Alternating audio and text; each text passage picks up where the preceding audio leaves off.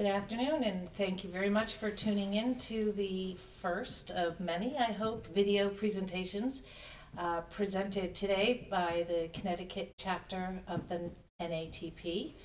And today we have two guests with us from the Department of Revenue Services. We have John Biello and Jim Politis. John Biello is the head honcho of the Department of Revenue Services. He was sworn in as acting head commissioner on January 17th of this year, so brand new. Previously, Mr. Biello worked in the Audit and Compliance Division of the Department of Revenue Services for 29 years, including as Tax Division Chief of Income Tax Subdivision. In this role, he managed compliance programs for the personal income tax, corporation, business tax, flow-through entities, and trusts and estates.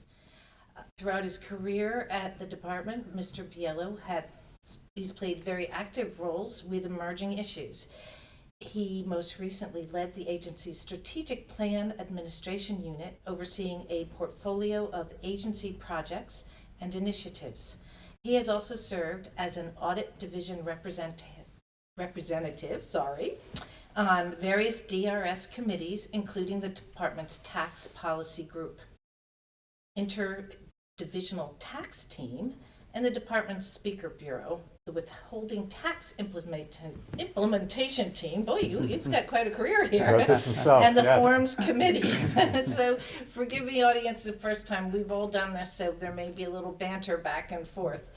In addition to all of this, Mr. Biello has had the opportunity to speak at many seminars and conferences, including the Yukon Tax School, the Federation of Tax Administrators, the National Association of Tax Practitioners, which you may have all heard of, I hope, the Northeastern States Tax Officials Association, the Yukon Law School Tax Clinic, and Post University's Tax Institute. So you're just going to be perfect at this today, aren't you? We'll see. Okay. Great. That'll be Okay. good. Mr. Biello, may we call you John? Of course. Okay. John actually holds a bachelor's degree in accounting and a master's degree in public administration, both from Post University. Welcome. Thank you for having me. Now, next, we're going to Jim Politis. I might actually put my glasses on, which might actually be helpful here. So Jim Politis, sitting here, joined the Department of Revenue in June 2018 as Executive Assistant and the Officer of the Commissioner, where he directs media relations, public outreach, and agency-wide communication initiatives. At this point, I'd say that Jim has been very helpful to the Connecticut chapter for communicating with us any updates, things that are needed, and we're finding your efforts with us invaluable. He previously worked as Director of Community Affairs at the Connecticut State Department of Education and has also worked at the Connecticut General Assembly, where he last served as Director of Public Relations to former State Speaker of the House, James A. Amon. In addition to his service in state government, Jim has taught American government and social studies at the community college and high school levels. Wow, that's exciting. Jim graduated from Union College in Schenectady, New York. Got that one out good, huh? And a BA in political science, and earned his Master of Education from Elms College in Chicopee, Massachusetts. So welcome to you. Thank you very much for having us. So gentlemen, welcome. Before we actually head up to asking the questions or going through the questions that our membership and tax professionals have asked, I'd like to first congratulate you on your being sworn in, is that right, as the commissioner? Is that how your new job? My new job. Actually, Okay. I am currently the acting commissioner of Revenue Services, officially since last Friday, the 17th, and I'm looking forward to continuing in this role at the administration's request. Excellent. And since we have your new leadership, what sort of goals do you have in store? What are your personal goals for this? I have many, Okay, actually. we do have time. Yeah, right. I think I come to the role with a little bit of an advantage, to be honest, because I've been with the department for, as you said, 29. I'm into my 30th year with the department. So I have a substantial amount of experience in tax administration. I started with the agency in our taxpayer services division at the time, and I've carried those principles with me ever since. So serving the taxpayers, being a public servant, which I consider all of us at the agency, we are all public servants, and we're there to provide the highest level of taxpayer assistance possible. That's my goal. That is very simply that's the goal that I have, and I know Jim shares in this goal, and the rest of our senior leadership at the agency shares that same goal. Is that we're here to serve the public. I want to make sure that that our taxpayer assistance is as robust as possible, and I've got some ideas on things that we're going to be doing. Things like this. We're out there. We want to be a little bit more visible than what we have been over the years. For example, I got the pleasure of meeting you last week at a group that we call our External Advisory Committee. And it's basically a group of tax professionals, tax practitioners, that get together and they advise the department on things that we can do better. You bring issues, the group brings issues to us, and it's a good way to get a different perspective on the work that we do. So we're trying to do a little bit more of that. The agency itself is made up of about 560 of the best tax professionals in the state. Wow. The people that work at DRS are hardworking, dedicated employees that have a difficult job. They don't have an easy job, and they do an exceptional job of serving taxpayers. And we want to make sure that we're giving them all the tools and that they need in order to do their job effectively. So, in a nutshell, my goal is taxpayer assistance, taxpayer service, making sure that we are providing all the necessary guidance and information that taxpayers need to file their returns and to be compliant with Connecticut statutes.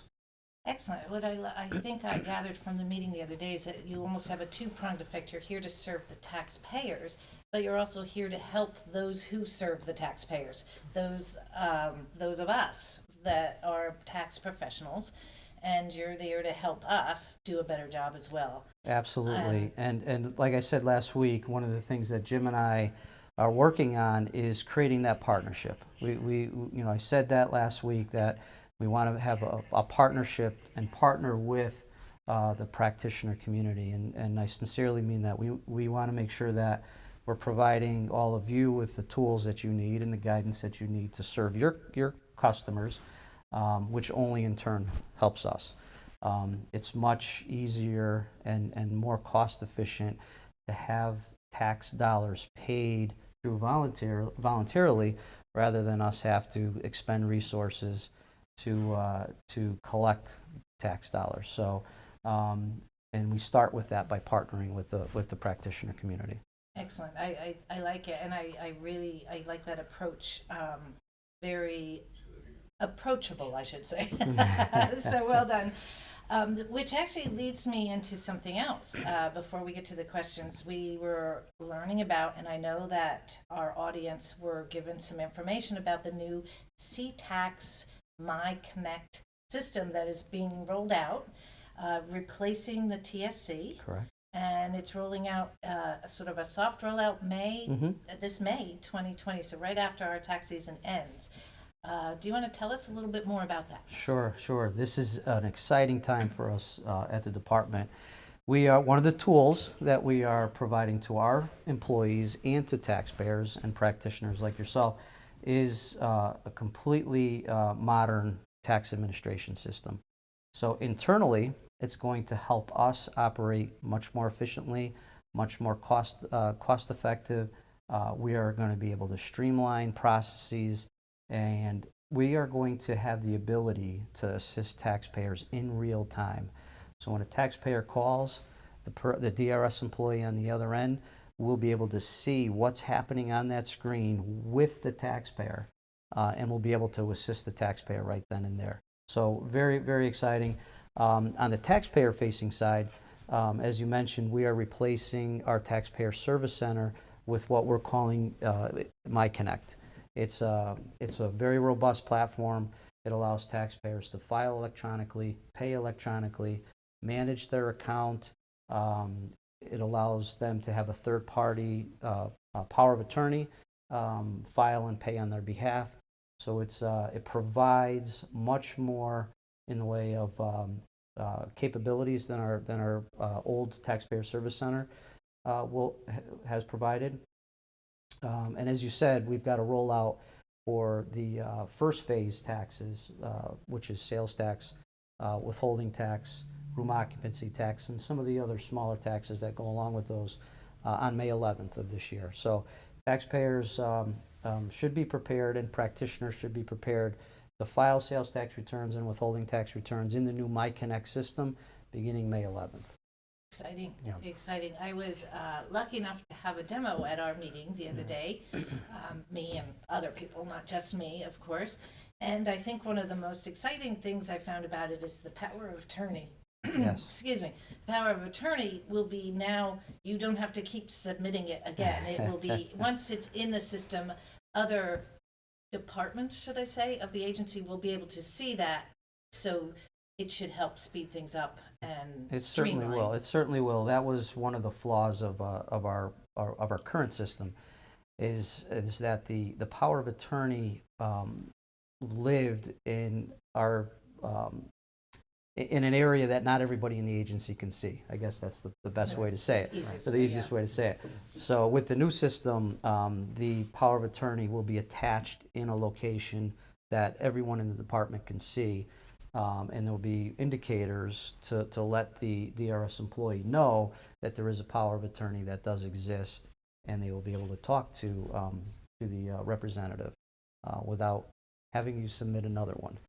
Yes. We are benefiting as part of this process by a couple of things. First of all, the system that is being installed is in use in other states, so the lessons that have been learned in other places we're able to apply to this. But also going back to what John said about expertise, is that our folks who have worked our current system know the pain points and address them. And what you saw, Laura, at the External Advisory Committee is, I think, some of the results of that, of those lessons, of those discussions, and where we know that things may, in the past, have gotten stuck, and where we can hopefully build systems that can not only bypass those, but make it a whole lot more efficient.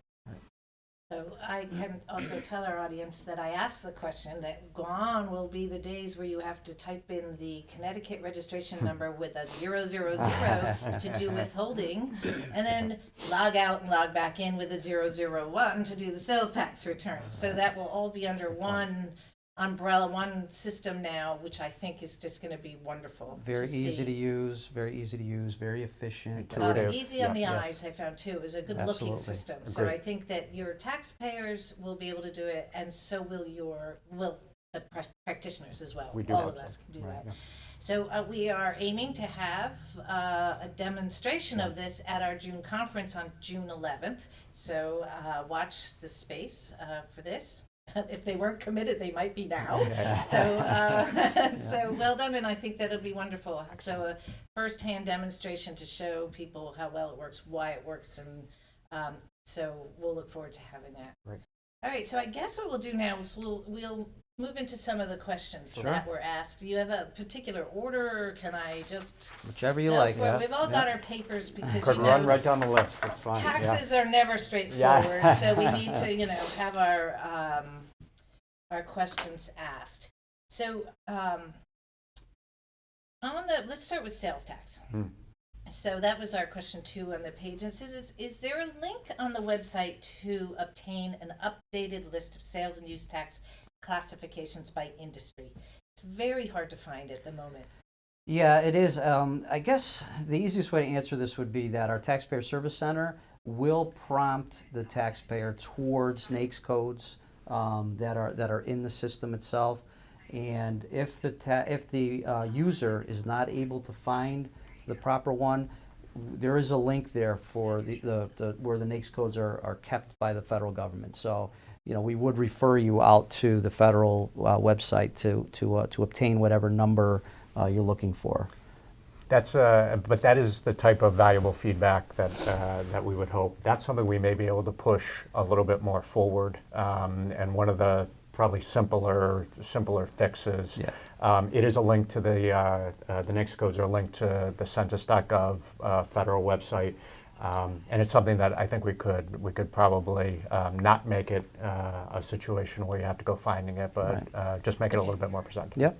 But it's great feedback. Excellent. Thank you. The Secure Act, and I'm going to read the questions. I hope no one Sure. might say, I want to get it straight, so I also don't annoy any of the audience members who submitted these questions, so forgive me for reading. The Secure Act expanded distribution rules for 529 education plans. If funds are used for federal exempt purposes such as K through 12, vocational, etc., will these distributions also be exempt from Connecticut income tax? And they gave an explanation about Massachusetts. Right. The short answer is yes. The simple concept to keep in mind is that the Connecticut income tax begins with federal adjusted gross income. And from there, the General Assembly has specifically enumerated some addition modifications and some subtraction modifications. So, absent any of those items, the item would, if it's exempt federally, it's going to be exempt for the state of Connecticut as well, Okay. unless the General Assembly says no, Connecticut is going to tax that. So I think At this time, they haven't said at no. this time they have not said no, and it's exempt. So. Yeah, and this is actually one of the first questions wearing my media relations hat that I did receive from a reporter. It was after I think the federal reforms of 2017 that allowed for some newer uses or newer distribution types for 529 plans, including for private schooling and high schools, where generally in Connecticut the CHET plan had been seen as a college savings program. Just like John said, without action from the legislature intentionally saying that this use was not appropriate or not applicable, it has stood. That was I remember CT did an article about that. The former education chairman didn't necessarily have that same interpretation, and was under the understanding that that there either would be a fix or there would be legislation. He has since left the legislature, and I don't know, John, if you've heard something further about it, but this is really one of the first questions. Since then. We've considered it settled since then. Yes. Excellent. So we'll know if your legislature team, whom we met the other day, also will be putting forth a bill. Or they amend? What does that team do for us? Well, Or for you, I should say. we have several staff who they work tirelessly with the legislature, especially this time of year. Exactly. With the legislature, and they propose legislation on behalf of the department if we see an issue that we think is important in terms of a particular statute that already exists or a new statute that needs to be created. They will act as the liaison between DRS and the legislature and the governor's office. Yeah, so the two ladies you had were very impressive the other day. And, they are quite relieved it wasn't a budget year. That there's a lot of legislature that would have to be discussed and talked about. So they are Marilee Clark, Susan Sherman, Lou Beccari. There are a group who weigh in. We have subject matter experts who are consulted when certain legislation comes up. One of their biggest values, of course, is things that are proposed in the legislature that folks may not think intersect with revenue services, but if it has anything to do with taxation, it probably comes at least a little bit into space. They're very trained on where to look for things. And wording, very keen on making sure the wording is clear and concise for all parties concerned. We're extremely fortunate to have all three of them with us. They are some of the sharpest minds in terms of state taxes that there are. Excellent. Great. I would just clarify on something like the 529 plan. That is typically something that DRS wouldn't propose. Typically, that's something that a legislator with an interest, perhaps in education Sure. or in choice That's a good point. or in or something like that would propose. We would hope that there'd be some consultation with us about about merits, challenges, anything like that. DRS is known also, I think, at the legislature as an objective arbiter, and will give information and will give honest answers to those who are seeking it without staking out any one position or another to put our thumbs on the scale. Right, right. Excellent. All right, so let's see. I could go like this and Yeah. see how well Yeah, you that's did right. remembering That's your great. answers there. I found this one kind of interesting. Can you clarify the following? STEM graduate tax credit that was supposed to start on the 2019 tax year. It looks like it was repealed. And then they go on to say, is there anything for Connecticut graduates that stay in the state? Right. Yes, that provision was repealed. It was repealed as part of the 2020-2021 budget. There is a Live Here, Learn Here program that is sponsored by DECD, the Department of Economic and Community Development. However, I don't believe it's launched yet. So that agency is handling the details on that program, and to my knowledge, it has not been launched yet. Supposedly, it has been on the books Yeah. for a few years. It predates my tenure at the tax department. DECD would be as Josh said, would be Right. the department that would administer it. They do have a new leadership, and obviously we have a governor in his second year as well. Any budget year, any 2-year budget is always an interesting mix of taxes that come and go up and down. This may be the one, though, if one of your members is particularly interested, would be a great thing, I would think, to talk to his or her legislator about, to say, hey, look, Interesting. noticing that this one STEM credit went away, are there other options, or are there other ways to get behind opportunities to keep more of our young people here? Okay, and ladies and gentlemen in the audience, I will be providing links and some information Sure. in addition to this video. I'm not exactly sure how they'll appear, but they will appear at the end or down in the comments in the YouTube channel or something, Great. or in the newsletter. We'll figure that out for you. So if we're talking, I'm making notes like DECD. Okay, oh my God, Right. So just so we make sure that they all Sure. get the information, and so I might come back to you guys for Absolutely. a few questions. Sure. Is it true that Social Security public and private pension income is no longer taxable in Connecticut? And are there any parameters limiting this exclusion? It is true. This is a great thing, and this is one of the areas that I think the administration has paid a great deal of attention to. They really focused on providing relief for retired individuals or individuals that rely on Social Security. So yes, there is quite a nice exemption or exclusion for Social Security. In fact, 100% of the Social Security benefits for a single individual that has an adjusted gross income of $75,000 or less is exempt, and at the same time, a married couple whose AGI is less than $100,000, 100% of their Social Security benefits are also exempt. There is a phase-in for pensions and annuities, for certain pensions and annuities, with the same income thresholds. It's a 14% a year phase-in, beginning in 2019 and going through 2025. So once we reach 2025, 100% of certain pension and annuity income is also exempt from Connecticut income tax. So great benefits for those retired individuals.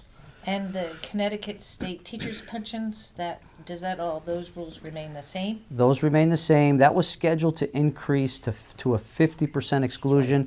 That was rolled back to the 25% rate that it was in the past. Thing to keep in mind is that you can't double up Big on one. either the teachers and One or the other, general right. pension. It's one or the other. Right. Yeah. Okay. Yeah. But again, I think the theme is a good one. You know, the state is providing relief to those retired individuals and people on Social Security. So it's a great benefit. And Laura, for those who follow along in budget debates and the legislative session, whether you're looking at your own household income or your profession, those preserving those benefits for both Social Security and pensions and annuities were not slam dunks, only because you know, the ledger showed that there were some challenges in the budget that was passed this past year. But as John said, the administration, with partners in the legislature, found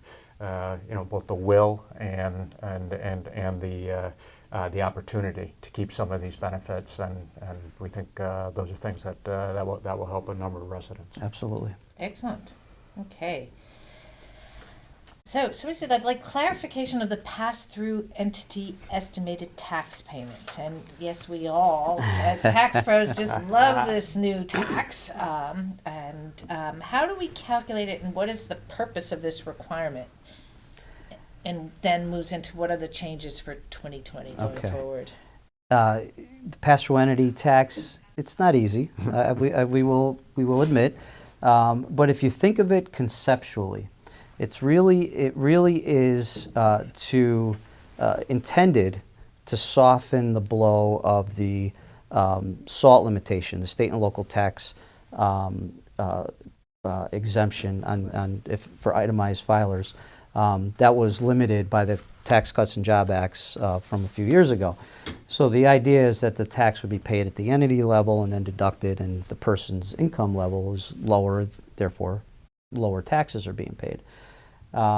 So with that, because it's an entity level tax, like any other tax, there are estimated tax requirements that are required by statute.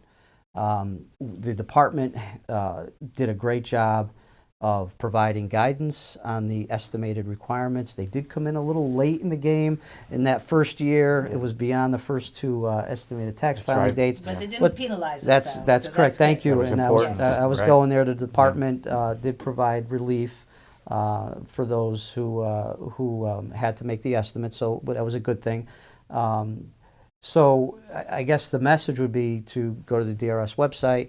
The instructions are very detailed. We actually, one of our attorneys, Matt Dayton, crafted much of the language, and it's being. There's the problem. It was an attorney. Language, right? Well, I do have to say, So, no. his Sorry. approach, the department's approach, is being modeled across the country. So Connecticut really is out in front of this, and I have to say, as a leader across the country, we hear all the time of a different state passing similar legislation to Connecticut because it's worked. It's passed muster with the federal government so far. They haven't said that this is can't be done. You know, they've looked at it. We're sure they've looked at it, but they haven't issued any type of a statement to say that that this is improper and can't be done.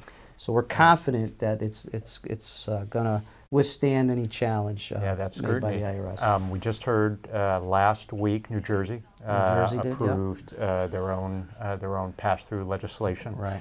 It is voluntary, unlike Connecticut. So Right. those that's the difference I think we've seen in the states that are starting to add this to their books, whether or not it's mandatory, as in Right. Connecticut, where there's no choice, or if it's voluntary.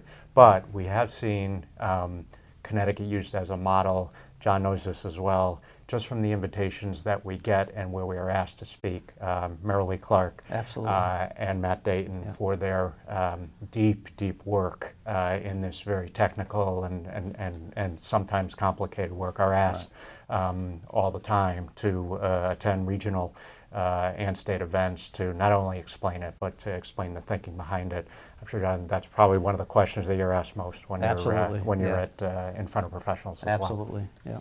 So putting the whole SALT issues aside, so last year there was a credit of 90 some odd percent, To and change. then 90. this year is That's a good point. Yeah, Last it year is- there was that's a major change. a 87.5. 93.01% credit on the individual side, which essentially was a wash. It was a not quite. it but, was right. okay. The General Assembly did lower the credit down to 87.5%, I believe it is. 87.5. 87.5%. So there is a small component of the income now at the entity level that is taxed, of which there's no credit on the individual side for it.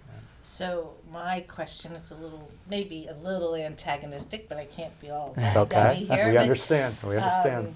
Most of my people who have S corps or and I think a lot of clients have this problem. It doesn't really affect their SALT anyway. They're only getting the 10. They're getting the 10. Right.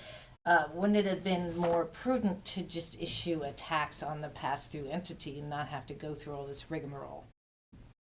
Because really what you're doing is getting money, additional funds from the taxpayers. And I wonder about wouldn't it just been easier to, you're all going to be taxed at this rate and boom. Yeah, I think I understand what you're saying. I think the thought here, the concept here is to provide the relief for the SALT limitation. So that's Right. really the driver here, is the whatever relief that the administration can provide for taxpayers. That's what we're trying to do. Okay. Yeah. And I would just add that I would think as an endorsement, or I would say as an endorsement of the model that Connecticut has created, it may have even been something that legislators and budget writers saw as an opportunity, knowing as far as simplicity goes or otherwise, that there was a way to just move a percentage and know that a substantial amount in, whatever the mathematics takes place to have to balance the budget. I even know from our annual report that just came out, personal income tax collected by the department in fiscal year 19 was $9.6 billion. From the pass-through entities was another $1.2 billion Right. as well. So I think in some cases budget writers see those numbers and say, what's the simplest way for us to make the numbers match up? Your point's well taken. Thank you. Because I don't mean anything by it. But, and so it was 6.99% in year 1, and 19 it was. I'm just having maybe we'll move on because none of us are going to remember this. Has it gone up to the 13%, or is that in 2020? No, the rate hasn't changed at all. It has been 6.99 Correct. all the years. Correct. Excellent. Correct. Good. Are you talking about for income tax? But no, for the PT. pass through. Oh, I'm sorry. Okay. For the pass through. Yep. Okay. No, that hasn't changed. Excellent. Good, because I had heard otherwise, and I Oh, got no. nervous thinking Yeah. I just don't know my clients paying $6.99. So, okay, great. So how are we doing here, guys? You all Good. right? It's Relaxed? terrific. Happy? No, Need not- a drink of water? Nothing too all bad set. yet. No, it's Okay. all right. You haven't stumped us I've completely. only taken the buzz off once. That's a okay. little bit, We're used to but that. That's okay. all right. No. We're all on the same side. We all Right. have the same goals. So again, they asked how has it been assessed and how will it be appealed, and we know it won't be appealed. That was question 11. I think we probably covered that. Yeah, Well, I I think think we did. that's a little different. That's business entity Oh, the tax business entity that we tax, are that's very, right, sorry. That has been right, repealed. right. Sorry about that. For 11, right? That we were happy that was another budget outcome from Right. this year that they sunset. John, is there a tax in your experience that perhaps has been more either ridiculed or? Oh, this one has been very contentious, Yeah. and I have to say this was a big win. I agree. It's a big win for taxpayers. It's a small tax. It's small, but $250, but it was just one of those things that kind of nagged at everybody, and caused practitioners a problem, and taxpayers didn't like it. And to every be other honest, year. it posed some challenges for us as well at question. the department administratively. So this was a win, I think, for everyone. It went away with the 2017 and 2018 taxable years. Right. So for a calendar year filer, the last return that needed to be filed was 4/15 of 19. That's right. And if the taxpayer filed the return, everything's paid. There's nothing more for them to do. Their account was closed by the department automatically. So that tax just went away. So which is a good thing. So I've met with a lot of politicians on both sides of the aisle who said the first thing I do I'm going to elect is get this ring off the table. So we would, of course, as we all said, yes, Right, of course, right, wonderful. Right. And they did follow through. That was something that the governor had said he was going to do. He did, yeah. It was always difficult to defend just the idea of being taxed for existing. You know, there are some other rationales, I think, behind tax policy, but that was also one that was difficult to Well, there's still explain thoughtfully. the annual report that we file with the state of Connecticut every year for, I think it's only $50 or $50, but all we do is log in and pay $50 and log out again. With the Secretary With of the State. Secretary of State, State, right. yeah. Yep. So, what did I say? The state of Connecticut, not with you, it's the Secretary of State. That's so right. Again, That's that's right. another thing that's like, why are we doing this? But we do it. Yep. So, Right. because the rules are there Yep. and we have to follow the rules. Okay, so is the IRS challenging the state income tax deductions that are being taken by Connecticut partnerships and S corps from the pass-through tax? I think you said they. Yes, right, not right now, as of now, Right. the IRS hasn't challenged the concept of the pass-through entity tax, so we're confident that, that the way Connecticut's pass-through entity tax is crafted, that, that it'll withstand any scrutiny that the IRS may give it. Okay. And the IRS has had a couple of bites at this apple. They've looked at some components, I think, of these pass-through or some of the remedies that states have Right. have looked at. One having to do with charitable contributions. Right. There was Right. there were a few things that states floated, you know, as a mechanism to soften the SALT limitation. One of them, as Jim mentioned, was setting up charitable contributions to municipalities in lieu of paying property taxes, and therefore you get the charitable deductions on your income tax return. The IRS quickly came out and did. said, you know, no, that's not good.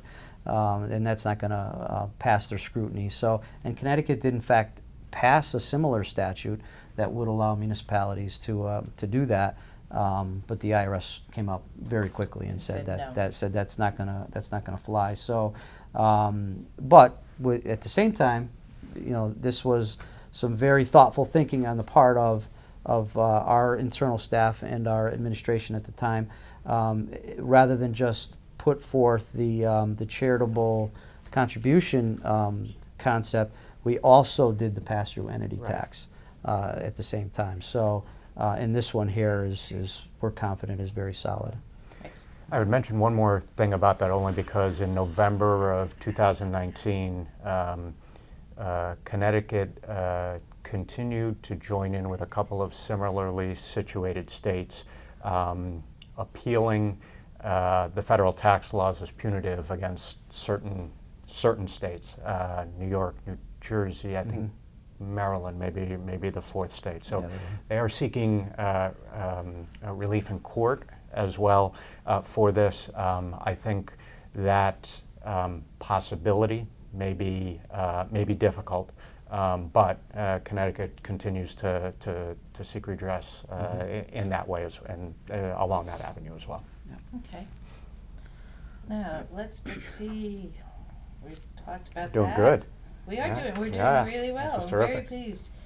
Now, of course, there is this question, and I don't want to exclude it because I want everyone's questions asked Sure. if we can about difficulty for some clients to pay electronically when they only have to make a few payments a year. I Right. have one man who files one sales tax return, and I actually have some cloistered nuns that I do everything for because they're not allowed on the Yeah, right? So- you don't want to mess with that. So, right? Yeah. so can we pay by check? I mean, I know you don't want us to so much, but is there some easier method for these people trying to comply that just can't? Yeah, you know, I was a little surprised to hear that it was difficult to do because we do encourage the electronic payment. In fact, some taxes are even mandated that the return be filed and paid electronically. So the only thing that I can really say is that if you've got, the question is if we make a few payments a year, the current taxpayer service center does have the ability to schedule payments. So you can warehouse your payments, put in all your payment information, and then actually choose the date on when that payment is going to go. So pay $100 now and spread it out over the year. You could make the payment due date, whichever you want. Now you have to keep in mind that there are filing deadlines and payment Right, deadlines and things exactly. like that. But if you Exactly. wanted to, if you say you had a sales tax return that's due in 3 months, and you're just happen to be in a TSA now, you can go in there and you can actually schedule that payment to be made in 3 months if you wanted to. So you can schedule out, a number of payments across the year to cover all of your due dates. No, the question is that it's difficult to do. I could assure you that with the The My new, Connect, with yeah. the new system, Right. it's going to be much easier. And I think, just like you said earlier at the opening, the look and feel of the system is much more friendlier than the current Taxpayer Service Center. So I think that alone may alleviate some of the difficulty that people may have with it. All we're all going to need now is help memorizing our username and passwords so we That's can very use the true. system, which Right. is probably the problem in the first place. Right, So yeah. right. That is, Okay. I would add, well, just one thing about that, which we announced at the Executive Advisory Board. Perhaps for some of those folks who don't file online, if you remember, Phil Soucy from our operations, who leads our operations division, did mention that there are a couple of consequences of us moving over to this new system. One of the legacy ways that we had preserved up until this point is the telefile system, meaning that we still have some taxpayers who pay by phone. That, in general, has gone away for a large majority of the taxpayers, but it will no longer be supported Right. by our new system.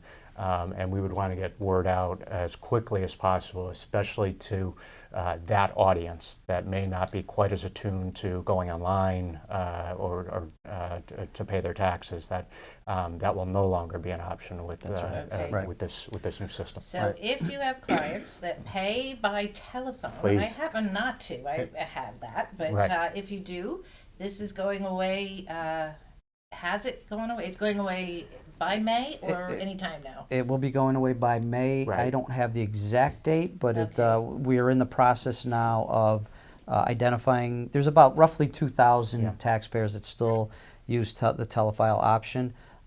So we're in the process now of creating some correspondence to send out to them to let them know that it will no longer be available once My Connect is rolled out. Okay. It's difficult sometimes to identify certain audiences and who needs to hear a message the most.